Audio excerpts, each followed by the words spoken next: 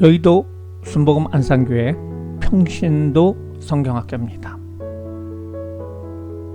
오늘은 창세기에 대해서 우리가 배워보도록 하겠습니다. 창세기는 유일하신 하나님의 존재,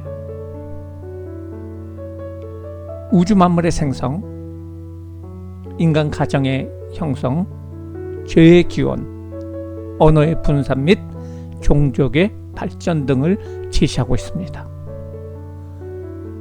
이것을 통해서 하나님께서 이스라엘 백성들을 향한 섭리와 사랑, 그리고 장차 예수 그리스도로 이어지는 하나님의 구원 계획을 보여주고 있는 책이 바로 창세기라고 할 수가 있습니다. 창세기라는 그 말 자체는 기원이라는 뜻을 뜻하고 있습니다. 이 세상의 기원이 어떻게 됐고, 또 인간의 기원, 죄의 기원, 가정의 기원, 종족의 기원에 대해서 이야기를 해주고 있습니다. 저자는 모세입니다. 모세는 창세기, 출애굽기, 레위기, 민수기, 신명기 5권의 성경을 기록을 하였는데요. 그래서 이 5권의 책을 모세 오경이라고 얘기를 합니다. 특징으로는 우주 만물과 인류의 기원, 그리고 구속사의 시작을 보여주는 책으로서 우주 만물과 생명의 기원은 오직 하나님으로부터 시작이 되었다 라는 것을 말해주고 있습니다. 또한 아브라함과 그의 자손을 통해서 온 인류를 구원할 하나님의 구원의 약속을 보여주고 있는 것이 바로 창세기라고 할 수가 있습니다. 창세기는 앞부분에 전체 50장 중에서 앞부분에 11장까지 창조와 타락과 심판과 그리고 분산, 흩어짐에 대해서 이야기를 하고 있습니다. 그 후에 또 4가지의 사건이 나오는데요. 아브라함, 이삭, 야곱, 요셉이라는 4족장의 신앙생활에 대해서 기록을 하고 있습니다. 창세기의 요약은 이렇습니다. 인류를 향하신 하나님의 놀라운 역사, 그것이 바로 첫 번째 주제고요. 두 번째는 이스라엘의 족장 역사입니다. 천지창조와 인간의 기원에 대해서 1, 2장에서 기록을 하고 있고요. 죄의 기원과 타락 그리고 추방에 대해서 3, 4, 5장, 노아의 홍수에 대해서 6, 7, 8, 9장, 바벨탑 사건에 대해서 11장에 기록을 하고 있습니다. 이스라엘의 족장인 아브라함에 대해서 12장에서 24장까지, 순종의 사람 이삭에 대해서 25장, 26장, 야곱, 다른 말로 이스라엘에 대해서 27장에서 36장, 꿈의 사람 요셉에 대해서 37장에서 50장까지 기록을 하고 있습니다. 세부적인 내용은 창조, 타락, 홍수, 민족의 형성, 그리고 세부적으로 1장 천지창조, 2장 인간창조, 이렇게 쭉 기록이 되어 있고요. 그 다음에 아브라함에 대해서 아브라함의 그 부르심서부터 시작을 해서 23장 그 사라가 별세하는 것까지, 이삭에 대해서는 이삭의 결혼과 그리고 축복에 대해서, 야곱에 대해서는 그 에서의 족보와 야곱의 그 장자권을 얻는 사건 그리고 고난에 대해서 이야기를 하고 있고요. 요셉이 고난을 받고, 꿈꾸는 요셉, 그리고 고난을 받고 그가 애굽의 총리가 되어서 그 가정들을 초대한다는 이야기까지 나와 있습니다. 먼저는 인류 공통의 역사인 1장서부터 11장 원역사를 우리가 알아보도록 하겠는데요. 그 중에서 천지창조와 인간의 기원에 대해서 1, 2장에 이야기를 하고 있습니다. 1장 1절서부터 2장 3절까지는 천지창조를 말하고 있죠. 창세기 1장 1절에 태초에 하나님이 천지를 창조하시니라. 하나님께서는 천지를 창조하셨다. 온 천지에, 온 모든 우주의 주인이시라는 것을 선포하고 있습니다. 그리고 이 세상에 하나님의 창조의 역사가 있기 전의 상태가 어둠과 혼돈의 상태였고 였다는 것을, 그리고 또한 무질서와 부조화의 상태였다는 것을 보여주는 것이 2절입니다. 땅이 혼돈하고 공허하며 흑암이 깊은 곳에 있고 하나님의 영 성령은 그 수면 위에 운행을 하고 있다고 이야기를 하고 있습니다. 이런 가운데서 하나님께서 천지를 만드십니다. 첫 번째 빛을 만드십니다. 그것이 첫째 날입니다. 그리고 두 번째로 6절에 보니까 물 가운데 궁창이 있어 물과 물로 나뉘라고 얘기를 하고 있어요. 그리고 그것이 바로 둘째 날입니다. 궁창이 있고 물을 나누고요. 또한 천하의 물이 한 곳으로 모여서 뭇이 됩니다. 그 뭇을 땅이라고 하고요. 모인 곳을 바다라고 합니다. 땅과 바다, 그리고 그 위에 있는 식물에 대해서 이야기해 주고 있는 것이 셋째 날입니다. 이렇게 하나님께서는 커다란 틀을 만드십니다. 그리고 이 틀 위에다가 첫째 날, 그 틀 위에다가 넷째 날 해와 달과 별을 만듭니다. 광명체를 만드세요. 그리고 하나님께서는 이 날이 바로 넷째 날입니다. 바로 둘째 날 궁창, 그 위에 궁창에 조류가 있게 하고요. 새가 날게 하고요. 그 다음에 큰 바다 짐승을 물에는 두게 됩니다. 그것이 다섯째 날이고요. 그리고 여섯째 날 땅 위에 인간을 창조하시고 각양의 동물들을 창조하셨다 라는 것이 오늘 여섯째 날의 이야기입니다. 하나님의 형상대로 지음을 받은 유일한 피조물인 인간은 창조 세계에서 왕적인 존재로 생육하고 번성하라는 하나님의 명령과 더불어 피조 세계에서 유일하게 축복을 받습니다. 하나님은 하나님의 형상으로 인간을 창조하십니다. 그리고 복을 주십니다. 그리고 다스림의 권세를 주십니다. 하나님께서 그 창조하시고 만드신 그 모든 일이 끝나시고 하나님께서는 일곱째 날에 바로 안식을 하시게 됩니다. 일곱째 날을 하나님께서는 거룩해 하시고 복되게 하시고 그리고 일을 마치시고 안식하였다. 이것이 온 천지의 내력이다 라고 오늘 성경은 말해주고 있습니다. 2장 4절서부터 25절까지는 다시 한번 천지 창조에 대해서 이야기가 나오는데요. 이것은 별도로 이루어지는 천지 창조가 아니라 1장에서는 전 우주적인 관점에서의 천지 창조라고 한다 그러면은 2장에서는 인간 관점에서 보는 천지 창조라고 할 수가 있습니다. 오늘 창조의 모습을 보면은 천지가 창조될 때 하나님의 하늘과 땅의 내력이다 라고 얘기를 하고 있습니다. 그래서 하나님께서는 이 땅에서 하나님이 땅의 흙으로 사람을 지으시고 생기를 그 코에 불어넣으시니 사람이 생명이 된다 라고 얘기를 하고 있습니다. 하나님께서는 흙으로 사람의 모양을 빚어 만드신 다음에 생기를 그 코에 넣어 사람을 만드십니다. 그리고 아담을 배필로서 여자를 주시는데요. 돕는 배필로서 여자를 주시는데요.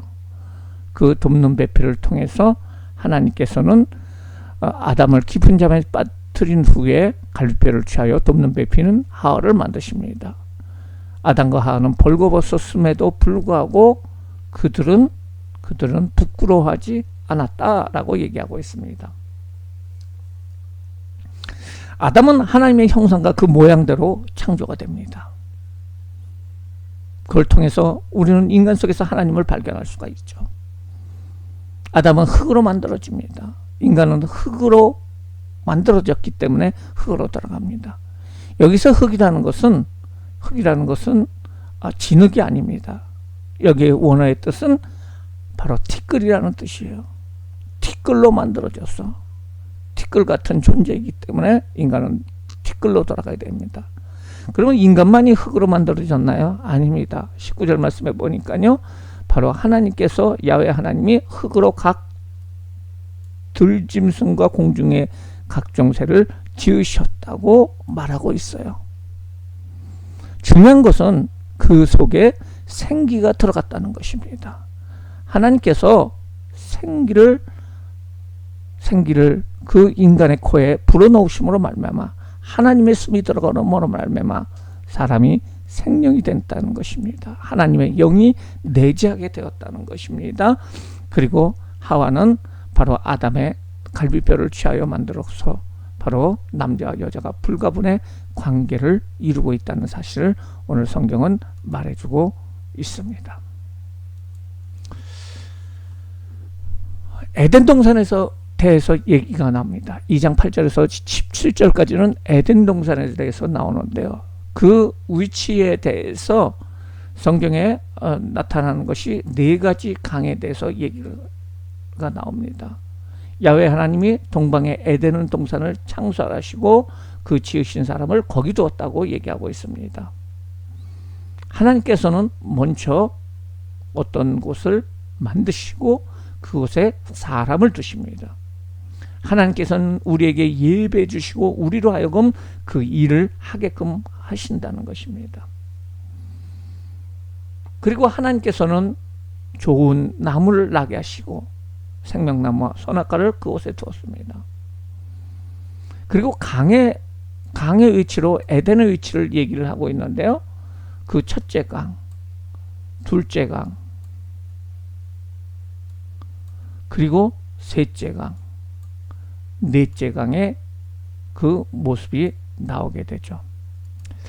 이걸 통해서 그 에덴의 위치는 지금의 이란과 이라크, 하란 지역, 바벨론, 구바벨론, 고대 바벨론 지역인 이 지역이었다. 유브라데스 강 하루 쪽에 있었다라는 것을 알 수가 있습니다. 하나님은 사람이 살 수 있는 조건을 먼저 만드신 후에 아담에게 에덴 동산을 갖고 돌보고 피조물을 다스리는 권한과 책임을 주십니다. 선악과, 사람과 하나님과의 경계를 보여주는 것이 선악을 알게 하는 나무의 실과입니다. 인간의 자유의 한계를 정해주므로 인간이 자유의지를 발휘하며 하나님의 창조의 특권을 마음껏 누릴 수 있게 하는 축복을 주십니다. 그러나 하나님께서는 선악과를 먹지 말라 그럽니다. 선악을 결정하는 기준은 오직 하나님만이 정할 수 있다는 것입니다. 사람이 아무리 이것이 선이다, 이것이 악이다 라고 판단을 하지만은, 재판을 하지만은 그 모든 선악의 기준은 바로 하나님이시라는 것이에요. 사람은 온 세상을 정복할 수 있는 고난을 받았지만 반드시 자기 위에 하나님이 계시다는 사실을 잊지 말아야 됩니다. 그것이 바로 선악과라고 할 수가 있어요. 그런데 선악과를 먹으면 정령 죽으리라고 얘기를 하셨는데, 인간은 그 선택의 능력 가운데서 하나님 말씀에 서지 못하게 됩니다. 자기가 하나님처럼 된다는 강교한 뱀의 유혹에 넘어가서 선악과를 먹게 됩니다.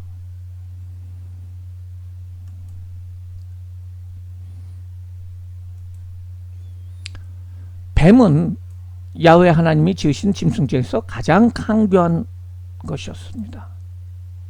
요한계시록에 보면 뱀은 사단이라고 얘기를 하고 있어요. 뱀이 여자에게 묻습니다. 하나님이 참으로 너희에게 동산의 모든 열매를 먹지 말라 하느냐? 여자가 대답합니다. 동산나무의 열매를 우리가 먹을 수 있으나 동산 중앙에 있는 나무의 열매는 하나님 말씀에 너희는 먹지도 말고 만지지도 말라. 만지지 말라는 얘기는 안 하셨죠. 너희가 정령 너희가 죽을까 하노라. 먹으면 죽는다고 했는데 죽을까 하노라 라고 하나님의 말씀을 변약합니다. 죽지 아니한다는 뱀의 말에, 그것을 먹는 날에는 하나님처럼 된다는 말에 그것을 봅니다. 먹음직하고 보암직하고 지혜롭게 할 만큼 탐스럽기 때문에 그 열매를 먹게 되고, 그리고 남편에게 줍니다. 여기서 중요한 것이, 여자가, 하와가 잘못했다, 남자는 아무 잘못이 없다 라고 얘기할 수가 있는데요. 여기 말씀해 보니까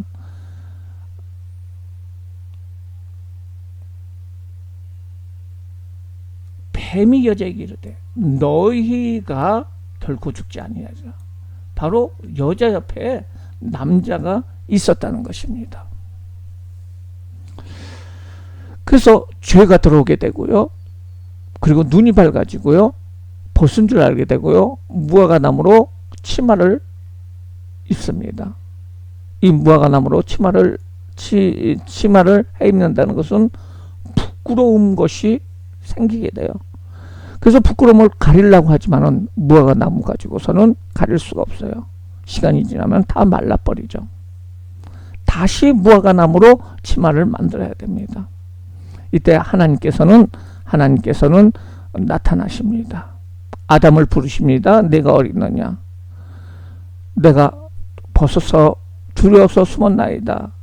왜 선악과를 따먹었느냐? 여자가 따먹으라고 얘기를 했습니다. 아담은 자기 여자에게 그 모든 것을 넘깁니다. 여기서 중요한 것은 하나님이 주셔서 나와 함께 있는 하나님한테 책임을 줍니다. 그리고 그 여자는 얘기합니다. 뱀이 그렇게 먹으라고 했습니다. 뱀에게 저주를 내립니다. 저주를 받아 배로 다니고 살아가는 동안에 흙을 먹으리라. 그리고 15절 보면 하나님이 뱀으로 여자의 원수가 되게 하고, 내 후손들도, 뱀의 후손들도 여자의 후손과 원수가 되게 했는데요. 여자의 후손이 뱀의 머리를 상하게 할 것이고, 뱀은 그의 여자의 후손의 발꿈치를 상하게 할 것이다 라고 얘기합니다. 그리고 여자에게 임신의 고통을 허락하시고요. 그리고 남편을 복종하는 남편의 다스림을 받는 그 고통을 당하게 합니다. 그리고 아담에게 얘기를 합니다. 땅이 저주를 받게 되고 평생의 수고를 해야 그 소산을 먹게 된다고 이야기를 합니다.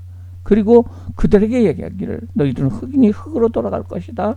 너희들은 죽을 것이다 라고 얘기합니다. 그럼에도 불구하고 하나님께서는 아담과 하와를 위해서 가죽옷을 입혀줍니다. 그리고 그 에덴 동산을 막으세요. 그리고 들어가지 못하도록 만드십니다.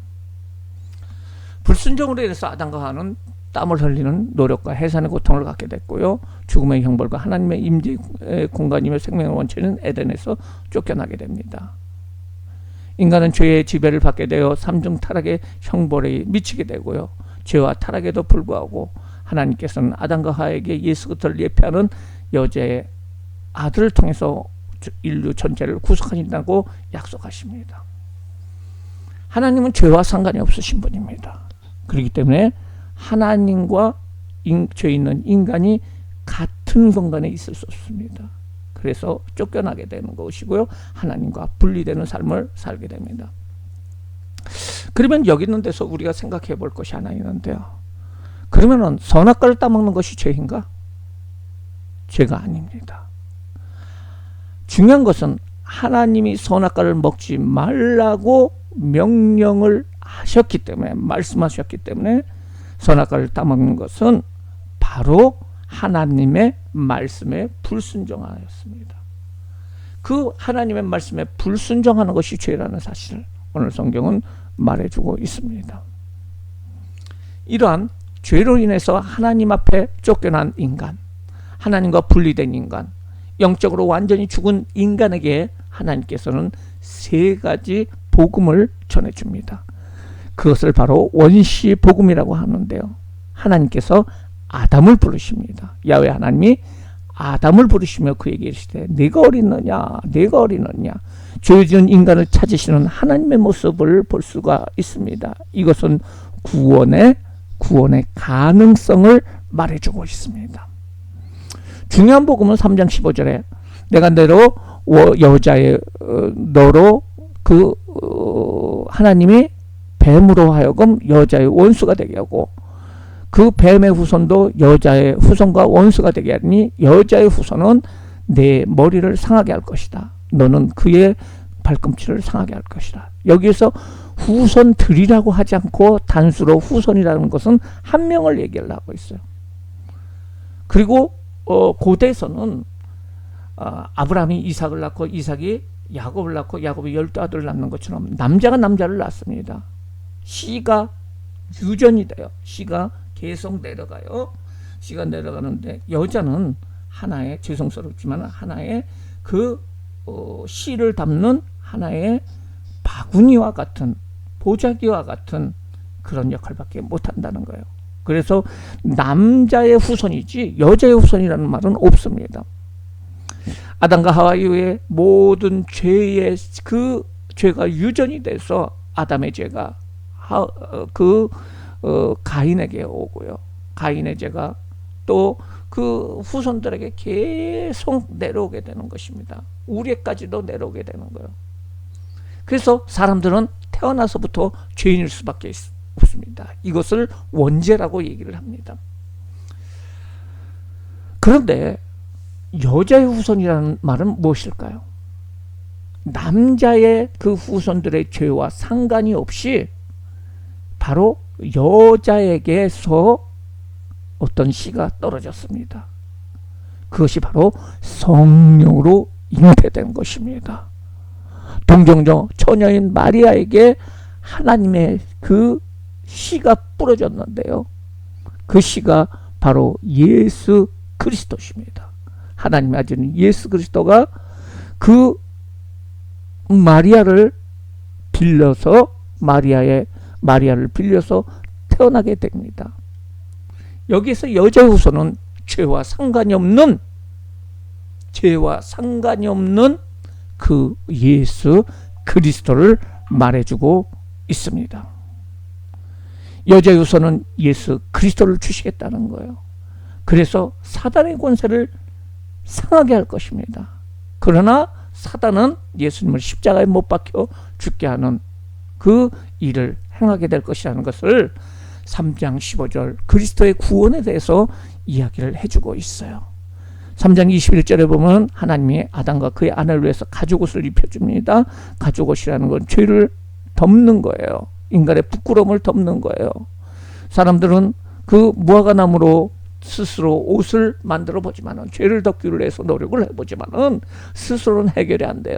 하나님이 만들어 주신 가죽옷을 입을 적에 예수 그리스도의 그 능력의 구원의 능력이 임했을 적에 죄가 가려지고 진정한 죄인에서 의인으로 변화될 줄 믿습니다. 이것이 3장에서 말하는 그 원시 복음이라고 말할 수가 있어요. 창세기에 나오는 죄와 구원의 표직에 대해서는 생략을 하겠습니다.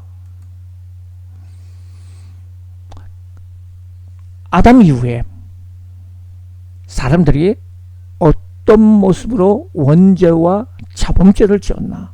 원죄는 유전이 되지만 자범죄는 계속 이루어진다는 것입니다. 아담의 두 아들 가인은 농부였고 아벨은 목자였습니다. 모두 하나님께 제물을 드립니다. 그러나 가인과 그의 제물은 받지 않으시고 아벨과 그의 제물은 받으십니다. 가인은 화가 났어요. 4장의 말씀에 보면은 이런 말씀이 나와요.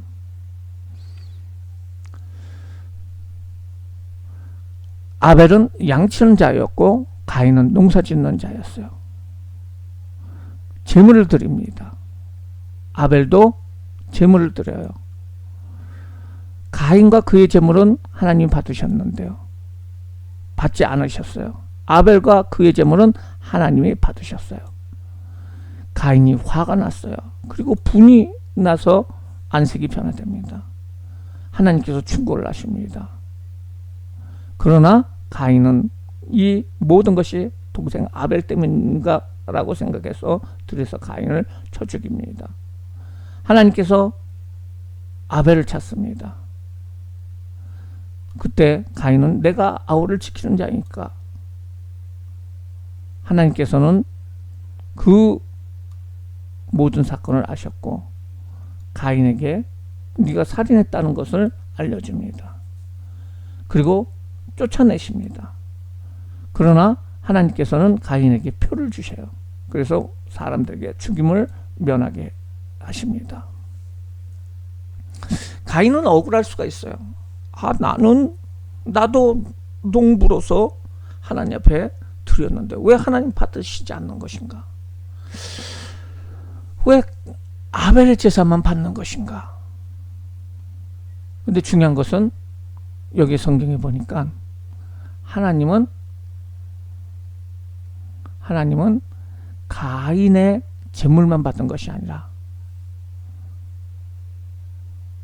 아벨의 제물만 받으신 것이 아니라 아벨과 그의 제물을 받으셨다는 거예요. 아벨의 제물뿐 아니라 아벨 자체의 삶을 받으셨다는 거예요. 가인의 제물만 받으신 것이 아니고 가인의 삶을 하나님께서 보셨다는 거예요. 그래서 받지 않았다는 것입니다. 우리가 예배를 땅에 참여하는 것도 중요합니다. 하지만은 우리가 진정으로 하나님 앞에 예배 드리는 것이 중요해요. 그리고 우리의 삶 가운데서 예배되는 삶을 일주일 동안 사는 것이 중요하다는 것이에요. 하나님이 받으시는 그 제물, 꼭 양이기 때문에 하나님께서 받는 것이 아니에요. 꼭 농산물이기 때문에 하나님께서 안 받으신 것이 아니에요. 레위기의 제사 중에서도 양으로 드리는 제사, 소로 드리는 제사가 있지만은 소제라는 제사가 있는데요. 그 소제는 바로 곡식으로 드리는 제사라고 할 수가 있습니다. 그래서 하나님께 양으로 드렸기 때문에 하나님이 안 받으셨다, 그건 아닙니다. 그 가인과 그 삶과 그의 제물을 하나님께서 보셨고요. 또한 아벨과 그 제물을 하나님께서 보셨다는 것입니다. 그래서 우리의 삶 자체가 중요합니다. 하나님 앞에 우리가 예배하는 그 순간보다도 더 중요한 것이 우리의 삶 자체가 예배가 되어야 될 줄 믿습니다. 첫 번째, 그 범죄에 대해서 이후에 일어난 계속된 범죄에 대해서 이야기를 하고 있어요. 하나님께서는 아벨을 대신해서 셋이라는 아들을 줍니다. 이름이 셋입니다. 그리고 그 후손들이 전 세계에 퍼지게 되고요. 가인의 후손들도 퍼지게 됩니다. 하나님께서는 셋의 후손들이 하나님을 섬기기를 원했습니다. 6장 1절에 보면 사람이 땅에 번성하게 되고요. 그들에게 딸이 나게 됩니다. 하나님의 아들들이, 셋의 후손들이 사람의 딸은 가인의 후손들이에요. 아름다움을 보고 자기 아내로 삼게 됩니다. 하나님이 그걸 보시고 화가 나셨어요. 하나님께서 이 세상을 120년 후에는 멸망하실 것이라고 선포를 하십니다. 야훼 하나님이 사람의 죄악이 세상에 가득하고 그 마음으로 생각한 모든 계획이 항상 악할 뿐임을 보시고 땅에 지은 사람을 지은 것을 한탄하시고 근심하십니다. 그리고 계획하십니다. 내가 창조한 사람을 내가 지면에서 쓸어버리겠다. 그리고 지은 것을 한탄을 하셨어요. 그 중에서 하나님께서는 한 사람을 택하는데 그 사람은 노아입니다. 노아는 당대의 의인이라고, 완전한 사람이고 의인이라고 얘기를 했는데 이 의인과 당대의 완전한 사람, 동행하는, 하나님과 동행하는 사람이 된 것은 하나님의 야훼, 하나님의 은혜를 입었기 때문에 그렇다는 것이에요. 우리가 예수를 믿게 된 것, 그리고 하나님과 동행하는 삶을 살 수 있게 된 것은 우리가 잘나서 그런 것이 아닙니다. 하나님의 전적인 우리가 착해서가 아닙니다. 전적인 하나님의 은혜인 줄 믿습니다. 그 노아는 셈과 함과 야벳을 낳습니다. 그리고 하나님께서는 그 노아에게 말씀하십니다. 이 땅을 멸하리라. 너는 고페르 나무로 해서 방주를 만들어라. 그리고 중간중간에 역청을 가지고 방수를 해라. 그러면서 그 방주의 크기에 대해서도 이야기를 해줍니다. 여기서 규빗이라는 것은 옛날에는 자가 없었기 때문에 사람들의 손가락 끝서부터 시작을 해서 팔꿈치 있는 데까지 거의 한 40cm를 얘기를 하고 있어요. 그래서 400규빗이라는 것은 한 120m, 50규빗이라는 것은 한 25m, 23m 이렇게 볼 수가 있죠. 그래서 3층으로 방주를 지으라고 설계도를 보여주십니다. 그러면서 이 땅의 모든 것을 멸절하겠다고 이야기를 하고 있습니다. 그곳에 네 아들들과 세 아들과 그 며느리가 들어가라. 그리고 너의 아내가 들어가 모두 8명이 들어가라고 이야기를 하고 있어요. 그리고 나중에 혈육 있는 모든 짐승들을 각기 암수 한 쌍씩 방주로 이끌어 들여가지고 생명을 보존케 하라고 얘기를 하고 있어요. 이처럼 방주를 지으라고 얘기를 하고 있고요. 하나님께서는 드디어 120년의 세월이 지나서 사람들의 조롱 가운데서도 방주를 지은 그 노아에게 7일을 기다리십니다. 그리고 모든 동물들이 그 방주에 들어갈 수 있도록 만들어 주십니다. 그리고 물이 나오게 되는데요. 600세 되던 해 그 노아가 600세 되던 해 2월 17일 날 비가 내리기 시작합니다. 얼마 동안 시작이 됩니까? 40일 동안 시작이 돼요. 그리고 비가 계속 내려가지고 3월 26일 날 비가 그치게 됩니다. 방주는 하나님께서 문을 닫으십니다. 홍수가 땅에 40일 동안 계속돼요. 그리고 물이 더 많아져 가지고 땅에 넘치고 그리고 높은 산까지 다 잠깁니다. 물이 불어서 높은 산 꼭대기에서 15규빗 한 7m까지 산들이 다 잠기게 됩니다.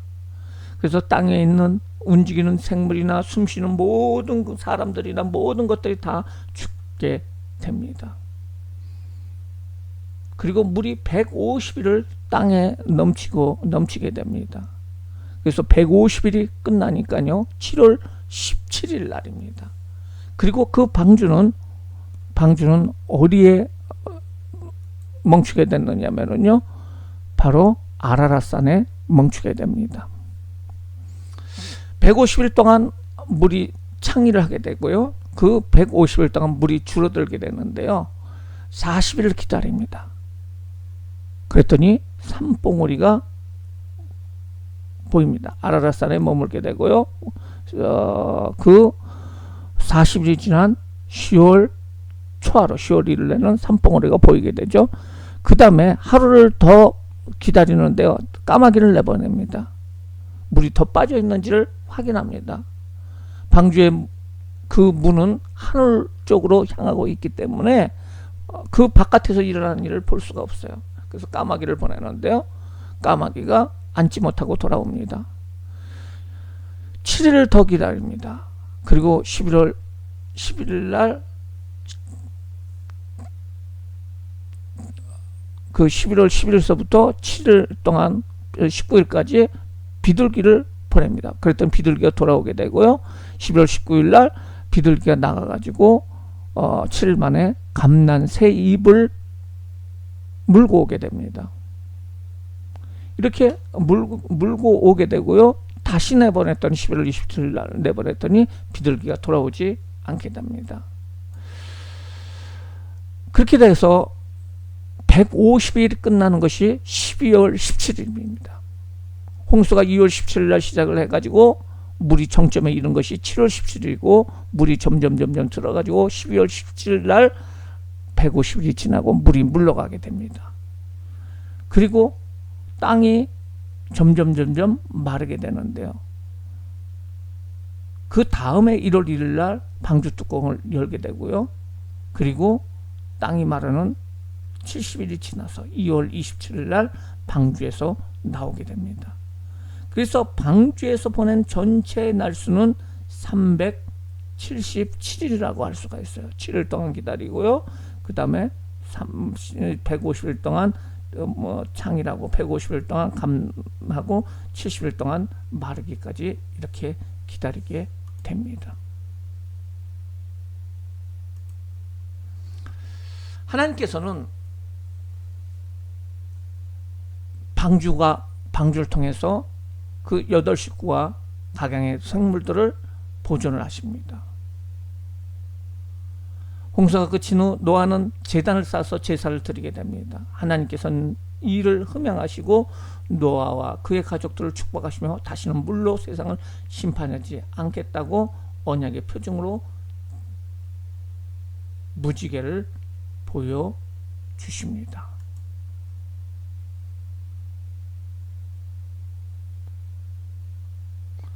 노아가 야훼의 제단을 쌓았고요. 짐승들을 하나님 앞에 번제로 드립니다. 야훼 하나님께서 그 향기를 받으시고 다시는 사람들이 악하기 때문에 그렇기 때문에 다시는 물로 이 세상을 심판하지 않겠다고 하나님께서 약속을 해주십니다. 그리고 생육하라고 번성하라고 축복하십니다.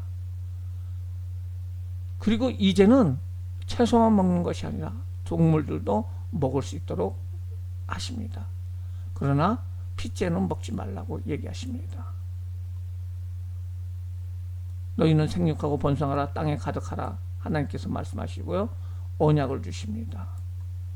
하나님께서 너희와 언약을 세우리라 라고 말씀하십니다. 그 언약의 증거는 바로 무지개라는 것입니다. 너희와 함께 있는 모든 대대로 영원히 세우는 언약의 증거는 바로 무지개다라고 얘기를 하고 있습니다.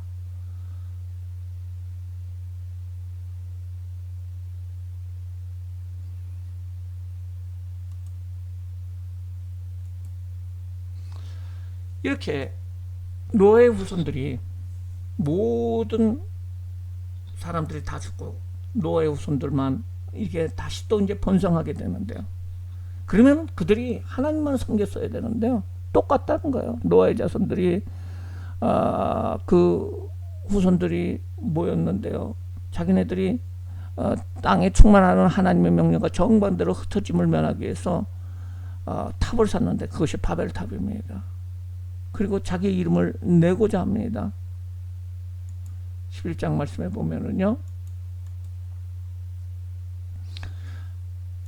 시랄 평지에서 그리고 성읍과 탑을 건설하여 탑 꼭대기로 하늘에 닿고자 한다. 우리의 이름을 냈자. 온 지면에서 흩어짐을 면하자. 하면서 했을 적에 하나님께서는 언어를 혼잡케 하였어요. 그리고 모든 사람들이 지면에서 흩어집니다.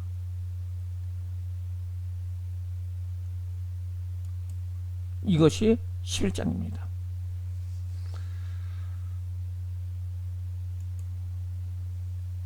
사실 하나님께서는 천지를 창조하시고 모든 인류를 향해서 일일이 간섭하시고 또한 관여하시며 그들에게 복을 주시고 또한 죄를 짓는 사람들에게 벌을 주시는 그 일을 행하셨어요. 하지만은 모든 사람들이 계속해서 악해지는 그 모습을 보시고 하나님께서는 그 방법을 바꾸셨습니다. 그것이 12장서부터 나오는 히브리 민족을, 이스라엘 민족을 하나님께서 택하셔서 그 이스라엘 민족이 하나님을 경외함을 통해서 다른 온 세계의 그 민족들이 그 히브리 민족을 통해서 이스라엘 민족을 하나님을 바라보며 하나님 앞에 돌아오는 그 계획을 세우기 위해서 하나님이 특별히 한 민족을 세우셨는데 그 민족이 바로 이스라엘이라는 민족입니다. 그러면 그 때는 그런 민족이 없었어요. 그러면은 그 민족을 세우기 위해서 한 사람을 택합니다. 시조를 택합니다. 그 사람이 누구냐면 바로 아브라함입니다. 그래서 아브라함을 택해가지고 그리고 그 후손들을 통해서 요셉이라는 사람을 태어나게 하셔서 요셉이 애굽의 총리가 되어서 아주 잘 됨을 통해서 애굽으로 이주하게 하시고 그리고 그 이주를 통해서 이스라엘 백성들이 커다란 민족으로 수많은 사람들이 맞는 거의 200만이 되는 큰 민족으로 하나님께서는 단시간에 만드셨어요. 그리고 그들이 하나님 앞 백성으로서 율법을 지키고 하나님 앞에 제사를 드리는 자들로서 삶을 살도록 원하셨는데 그들은 잘못을 하는 거예요. 하나님을 떠나는 것입니다. 우상을 섬기는 것이에요. 그래서 그 중에서 하나님께서는 12지파 중에서 유다 지파를 택하셨습니다. 그리고 다른 사람들은, 다른 지파들은 다 죄시키고 유다 지파들만 하나님을 잘 섬김으로 이스라엘 사람들이, 이스라엘 모든 지파들이 유다 지파를 바라보며 하나님을 섬기기를 원했고 또 이스라엘 모든 사람들이 하나님을 섬김을 통해서 전 인류가 하나님을 섬기기를 원했어요. 그러나 유다 지파도 실패합니다. 유다 지파 중에서 하나님께서는 다시 또 다윗의 가문을 택하셔가지고 그 가문에게 복을 주시는 거예요. 그 다윗의 가문의 후손 중에서 누가 나타납니까? 바로 예수 그리스도가 나타나게 되시는 거죠. 여자의 후손인 예수 그리스도가 나타나게 되고요. 예수 그리스도를 통해서 하나님께서는 그 인류 구원, 죄의 문제를 다 해결해 주십니다. 십자가의 부활, 승천의 사건을 통해서. 그리고 이 사건을 믿는 자마다 하나님 앞에 돌아올 수 있는 길을 마련해 주세요. 그래서 예수님께서 말씀하시기를 요한복음 14장 7절에 나는 길이요 생명이라고 얘기를 하고 있어요. 예수님이 길이라는 거예요. 하나님 앞에 갈 수 있는 길이에요. 그리고 예수님만이 생명이라는 것입니다. 예수님을 믿어야지만이 생명을 얻을 수 있다는 거예요. 이 복된 소식, 이 복음을 가지고 유대인들에게 나갑니다. 또한 사마리아인들에게 나가요. 이방인들인 땅끝에 있는 사람들에게 나가게 되고요. 그리고 전 세계 사람들에게 나가게 됐고 그 사람들이 하나님 앞에 돌아올 적에 우주적인 통치가 끝나고 천지창조와 청지의 마지막이 끝나게 되는 요한계시록의 사건이 나타나게 되는 것을 우리가 알 수가 있습니다. 그래서 하나님께서는 한 사람을 택했는데 그 사람의 이름이 바로 아브라함입니다. 그러면 아브라함은 어떤 족보를 가지고 있느냐? 그의 아버지의 이름은 데라였어요. 데라였고요. 데라는 75세에 창세기 11장 26절에 75세에 아브라함과 나홀과 하란을 낳았다. 그런데 하란은 고향 갈대아 우르에서 죽었다. 하란이 막내가 아닙니다. 장남이었어요. 그런데 그 장남으로서 먼저 결혼을 해서 롯이라는 아들을 낳고 밀가라는 딸을 낳고 이스가라는 딸을 낳았는데 그런데 하란이 죽게 돼요. 그러니까 롯이 바로 아브라함의 품에 수하에서 길러지게 됩니다. 그리고 밀가는 막내 삼촌인 나홀에게 시집을 가게 되고요. 이스갈은 남아있어요. 하란은 그 아비 데라보다도 먼저 고향 갈대아인의 우르에서 죽게 되고요. 아브라함과 나홀이 장가를 드는데 아브라함의 아내 이름은 사레예요. 그리고 나홀의 아내의 이름은 밀가였고 하란의 딸이었고요. 하란은 밀가의 아버지고 그 이스가의 아버지였다. 사레는 임신하지 못함으로 자식이 없었다라고 얘기를 하고 있어요. 그러면 데라는 정말로 하나님을 잘 섬겼던 사람인가? 그것 때문에 하나님께서는 아브라함을 택해 주신 것인가? 아닙니다. 여호수아서 24장 2절 말씀에 보면 여호수아가 백성들에게 말합니다. 이스라엘의 하나님 야훼께서 이같이 말씀하시기를 옛적에 너희 조상들 곧 아브라함의 아버지 나홀의 아버지 데라가 강 건너쪽에서 거주하면서 다른 신을 섬겼다라고 얘기하고 있어요. 아브라함의 아버지 나홀의 아버지 아브라함의 아버지 나홀의 아버지 데라가 뭐냐면은 다른 신을 섬겼다는 거예요. 그러면 그때 아브라함은 뭘 했을까요? 그도 같이 다른 신을 섬겼다는 거예요. 갈대아 우르에서 다른 신을 섬겼어요. 그걸 어떻게 합니까? 만약에 하나님만을 섬겼다 그러면 어떻게 얘기가 나올까요?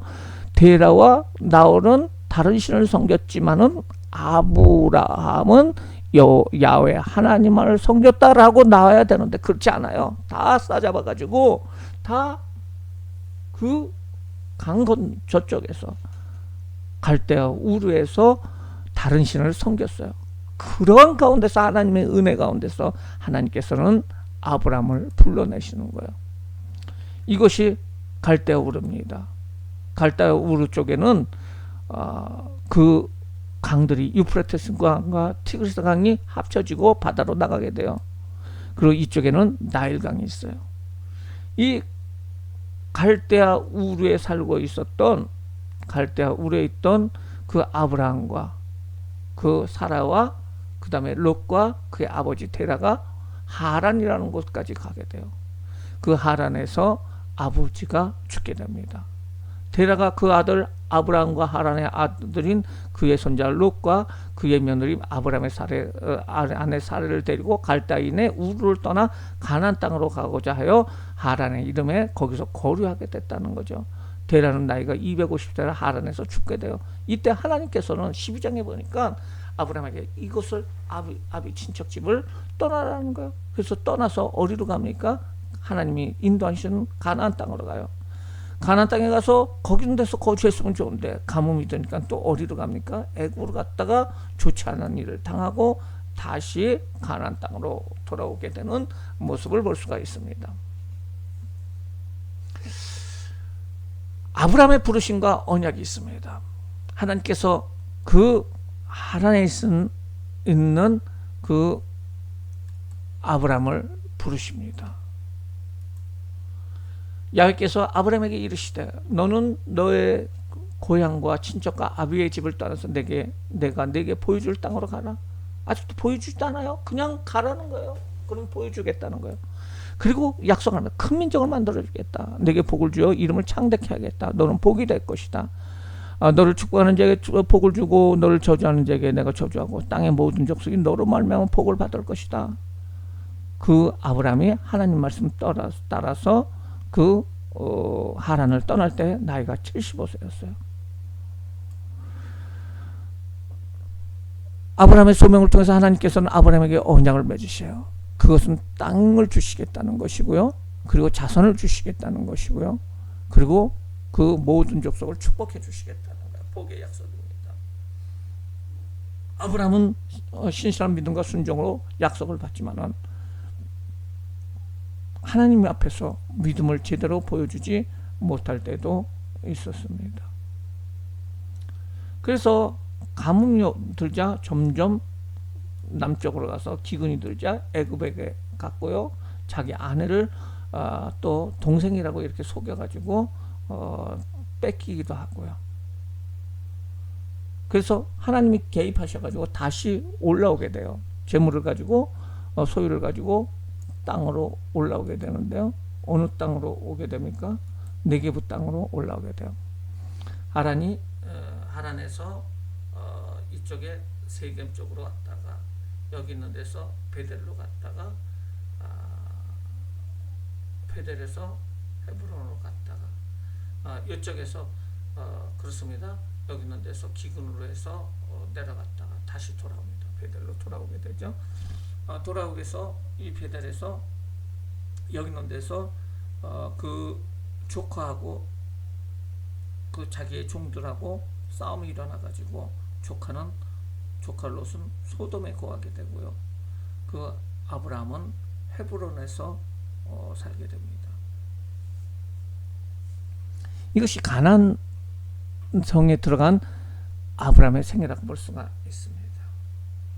결국 14장에 보니까 전쟁에서 롯을 구하게 되고요. 18장 19절에 보니까 불심판에서 롯이 구원받게 되는 모습을 볼 수가 있습니다.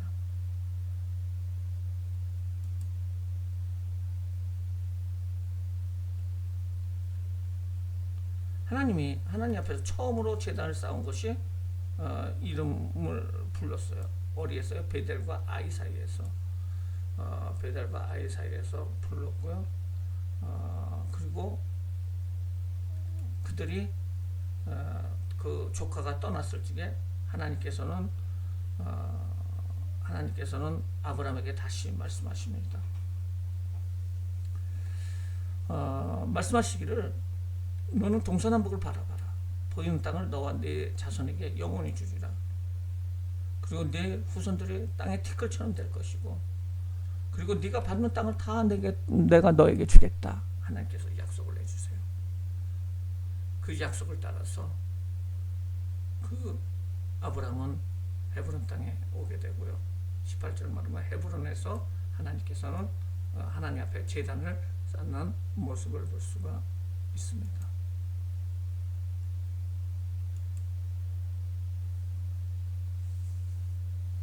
또한 그 이후에 아브라함의 모습을 볼 수가 있는 것이요.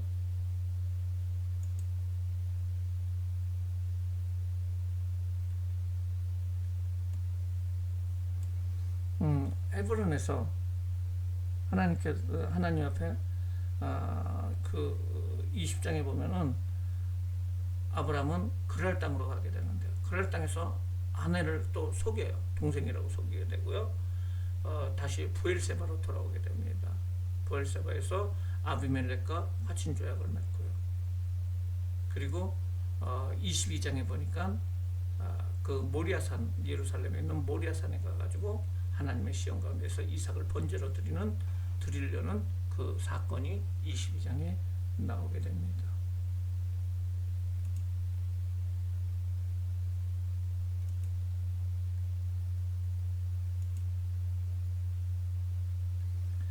왜 하나님이 이르시되 내 아들 내 사랑하는 독자를 데려다가 모리아 땅으로 가서 내가 내게로 준 그 한 산에서 그를 번제로 드리라는 거예요.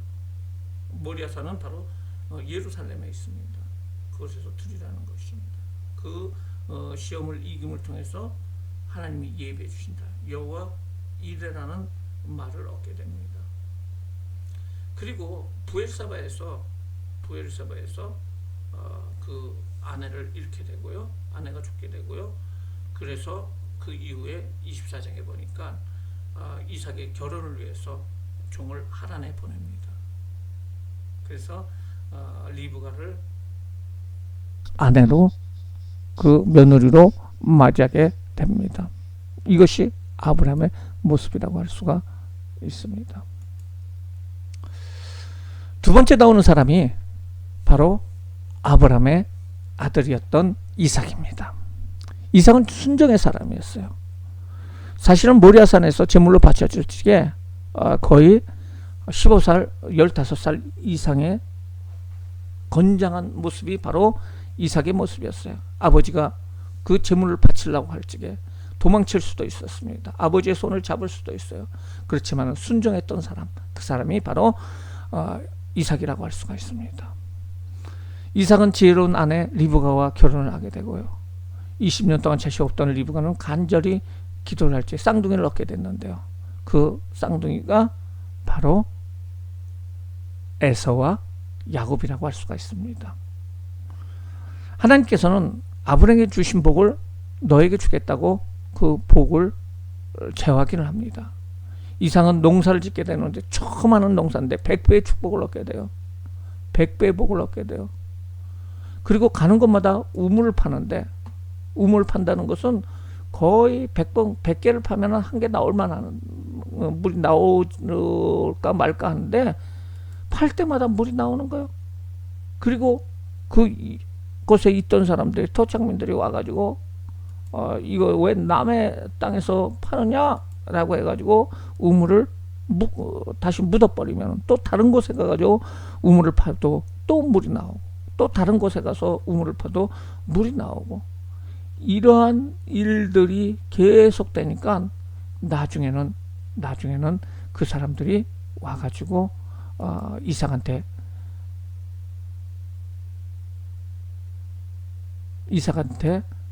얘기를 합니다. 우리가 서로 협정을 맺자, 싸우지 말자 라고 얘기를 합니다. 그 정도로 하나님의 복받은 사람, 이 사람이 바로 이삭이라고 할 수가 있습니다. 우물에 대한 얘기가 26장에 계속해서 나옵니다.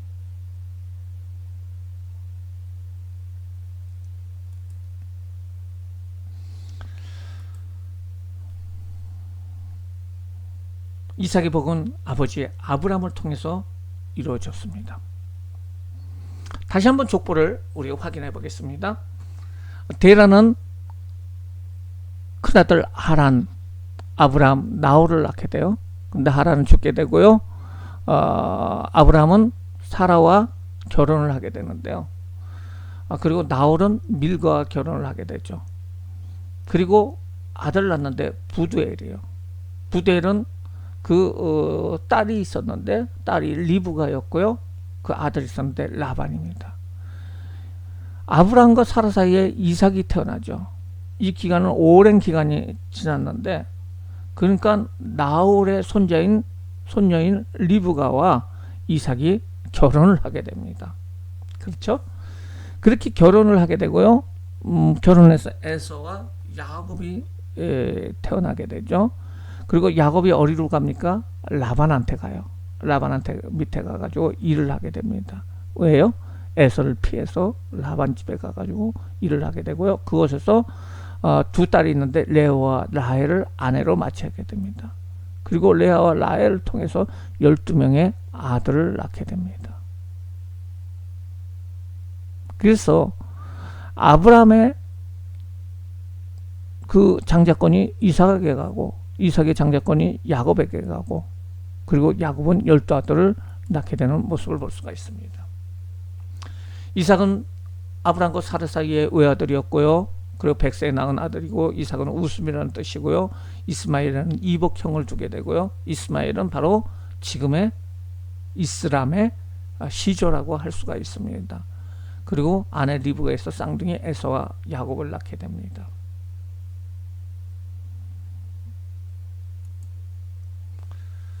다음은 야곱입니다. 야곱은 쌍둥이로서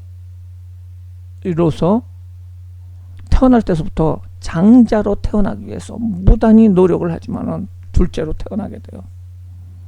그래서 태어날 적에 자기 형의 뒷 발꿈치를 붙잡고 나왔다고 해서 다른 사람의 발꿈치를 밟는 자, 발꿈치를 만지는 자, 다른 사람의 그 발을 거는 자라는 뜻으로 야곱이라고 이렇게 이름이 지어지게 됩니다. 야곱은 너무나 장자가 되기를 원해서 아버지를 속이고 형 에서를 속여서 축복권을 따냅니다. 그리고 목숨이 위태하니까 외삼촌 라반이 있는 하란으로 도망을 가게 돼요. 도망을 가는 중에 돌베개를 베고 잠을 자게 되는데 꿈속에서 하나님을 만나게 되고요. 하나님께서 동행해 주시겠다. 사닥다리가 내려오고 천사들이 오르락내리락 하는 것을 보고 하나님이 동행해 주시겠다는 그 꿈을 꾸고 그것을 베델이라고 하고요. 하나님, 내가 만약에 잘 돼서 오게 되면은 이곳에서 하나님 앞에 제사를 드리겠습니다 라고 약속을 합니다.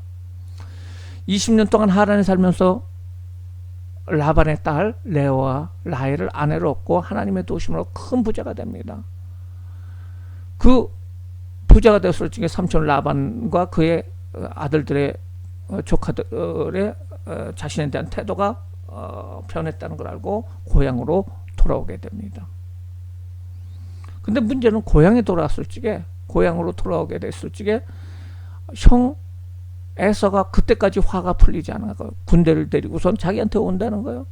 그래서 너무너무 힘들어가지고 그가 야복강이라는 그 강에서, 요단강이 한 줄기인데 야복강이라는 강에서 열심히 밤새 기도하다가 하나님을 만나게 됩니다. 그리고 천사 씨름을 하게 되고요.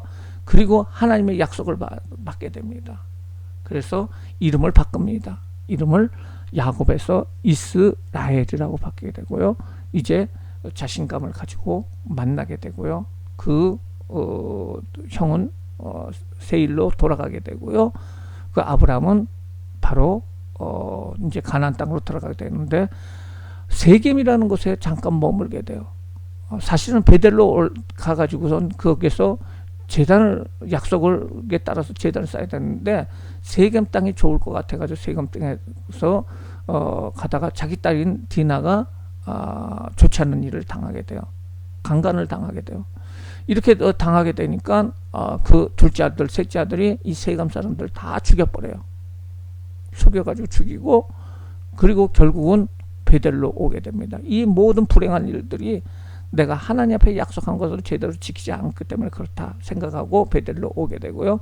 베델에서 그 베들레헴 에브라스로 오게 되고, 그 다음에 헤브론으로 오게 됩니다. 그 헤브론에서 아버지 이삭을 상봉을 하게 되고요. 부엘세발로 가가지고 거기에서 단을 쌓고 게 되는 모습이 바로 야곱의 모습이라고 할 수가 있습니다.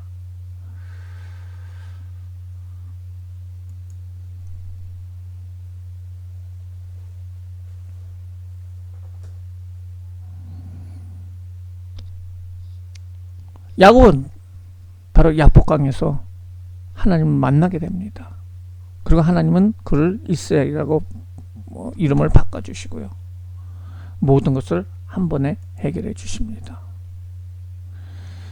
야곱은 이삭과 리브가 사이에 쌍둥이 중에 둘째 아들이었고요. 야곱은 발꿈치를 잡았다라는 뜻이고요. 어머니 리브가의 사랑을 받았고요. 생애 동안 수많은 시련을 당하였고요. 그는 속이는 자였습니다. 사기꾼이었는데 결국 사기까지 당합니다. 야복강가에서 천사의 이름이 하나님과 결혼했다 해가지고 이스라엘로 개명을 하게 되고요. 12명의 아들을 낳게 됩니다.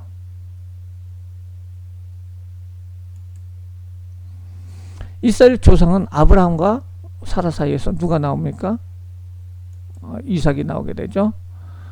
그의 조카인 롯을 통해서는 모압 족속과 암몬 족속이 태어나게 됩니다. 하갈을 통해서는 이스마엘, 아랍인의 조상, 지금의 이슬람교의 시조가 되죠. 그 다음에 이삭을 통해서 이삭은 리브가와 결혼을 하게 되고요.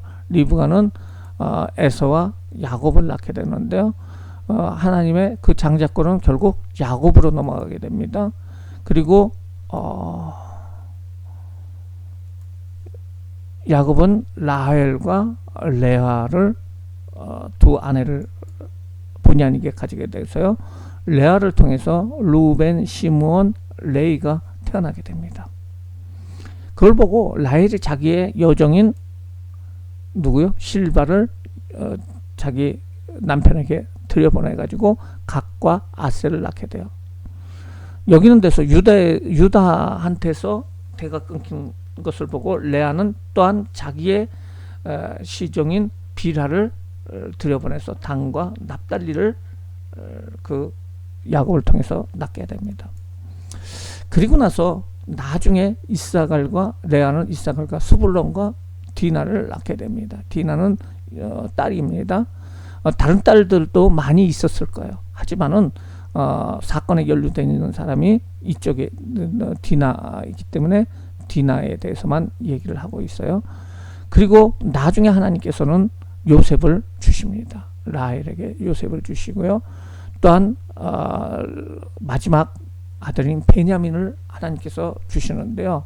이때는 가나안으로 돌아오는 길가에서 라헬이 베냐민을 낳다가 라헬은 죽게 돼요. 그리고 베냐민은 살게 됩니다. 그래서 12명의 아들인데요. 사실은 야곱의 아브라함의 축복권이 이삭에게 가고 이삭의 축복권이 야곱에게 가고 야곱의 그 축복권이 누구한테 가느냐면 요셉한테 가는 것이 아니에요. 요셉은 하나님께서 높이셔가지고 이 이스라엘 사람들을, 이스라엘 백성들을, 이 족장들을 애굽으로 보내는 그 역할을 한 사람이지, 그 야곱의 첫째 아들인 르우벤한테 축복권이 가야 돼요. 근데 르우벤이 실바와 동침을 하게 돼요.